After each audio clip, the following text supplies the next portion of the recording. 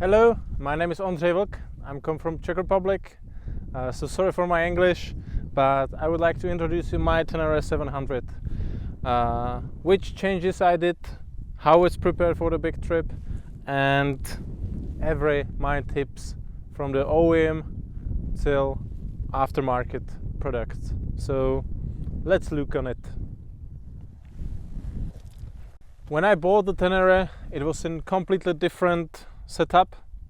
I got a cases, I got a different Crashbars, I got a different Bashplate, no navigation, and I rode like 1 year with this setup, and after a year I decided to change the whole concept of my Tenere. So from the luggage, from the suspension, from the Crashbars, I completely changed it, and these are my tips for what is okay, what is for me really good, and what is ready for my next big trip, where it will be to Magadan for 1 year trip. So let's start with the most expensive part, and it's the suspension. So I decided to buy the airlines, and I think it was a really good investigation and it was a really good decision, because from the start I really love it. I got now like 15,000 on this suspension, and it works really nicely, and I really love it. And it's a lot of money for just suspension, but after it's completely different bike, and I really recommend this.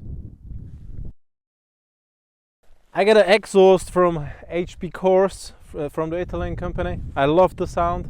The weight, it's not so different from the original, but I really like the look from the exhaust. So I really like it. The next thing is protection. I bought my Tenere with the OEM Crashbars from the Yamaha, and after 1 year and after like 2-3 crashes, it was a bit bended.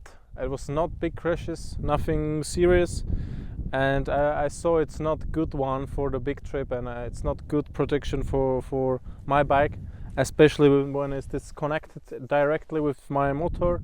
So I changed it for the Outback Motortek Crashbars, and I really like it. It's really stable, and I think it's made really good, and I really like it. And when you look, I choose the OEM Bashplate. I really like it. The one thing which I did and developed it myself, it's the Bashplate upgrade. I made a longer Bashplate for I can cover also my suspension a bit, so the protection it's better. If you are interested for this one, you can just comment me or write me on a Facebook or Instagram, and we can make some deals. So that's it for the protection, and let's come to the tank. That's my first trip. I got like 500 kilometers on my new tank. It's the Acerbis one, 22 liters. I tried like just a bit. I have to say it's like normal one. You can almost not feel the difference, and just the difference is you get like 6 more liters. So I rode today like 300 kilometers, and I still have the half of the tank. So it's quite nice to have a so long range. I think it's not necessary to buy this one if you're not traveling to the Kazakhstan, to the Central Asia, to Mongolia, because there are some parts where you need it. But if you like traveling in Europe and do some normal trips, you will never need so big tank. So but it's nice to have so long range. Before I come to the luggage, it's the navigation. I choose the Zumo XT from the Garmin. I really like it. The roading from adventure roading, it's not so good, which I thought in the first thing, but I really like the display, the how fast you can share your GPX to your device from your mobile phone, and it's working really nicely, so I really like it. I always use my GPX for routing, so you don't need the adventure mode routing from the Garmin because it's not working really well. The mirrors, I got Dobletakemirrors like everyone almost from the adventure riders. And let's go for the luggage. I did my 2 big trips to Mongolia and Central Asia with the cases. The first one was the BMW 1200 GS Adventure, and the next one was the old Tenere 660. And both of these trips I ride with the cases, and so I bought the Tenere also with the cases, but with the time and with the more and more off-road riding, I decided to change for the bags for the Mosko Moto, and I really love this product. I really like it, how it's designed, how it sits on a bike, because you have the feeling it's almost not there. And I got a Tankbag, the Hood 5. It's perfect for my camera because I'm a photographer, so it's so fast to open it and put it back just with the one hand. And this luggage, the Rackless 80, it's just awesome. I really love it. You have got the 8 liters for your just luggage, and that's how is it now. It's prepared for the 1-year trip. I got everything. I still have a lot of spare place for some grocery shopping and everything other.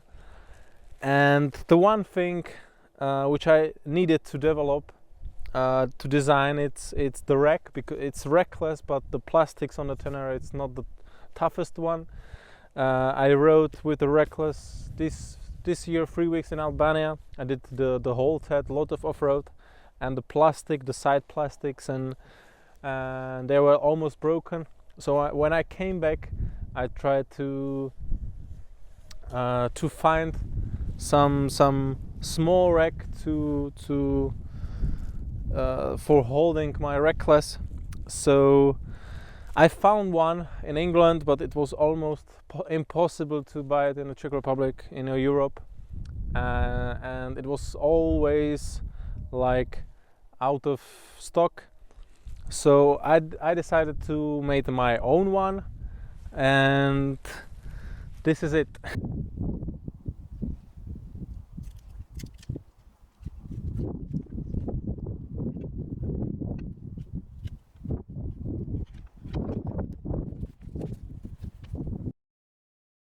The mine Mosko is sitting on this rack, and with this rear plate it's holding nicely together. Also you can jump with the luggage with no worries in the off-road. And I developed it with my friend Michal, and if you are interested for this product, we can make a deal for sure. You can write me just the message, and I can give you contacts, more info for it. It's made from 4mm aluminum. You can pick up your color, and also it's possible to make your own logo on it. So if you are interested for these racks, just write me a message, and I give you more info. So that's it. That's my Tenere 700. I hope you enjoyed this video. Maybe it helps somebody for preparation for his trips. If you have more questions about my Tenere, just comment in below or contact me directly. My Facebook and Instagram is here under this video, so you can also follow me on Instagram.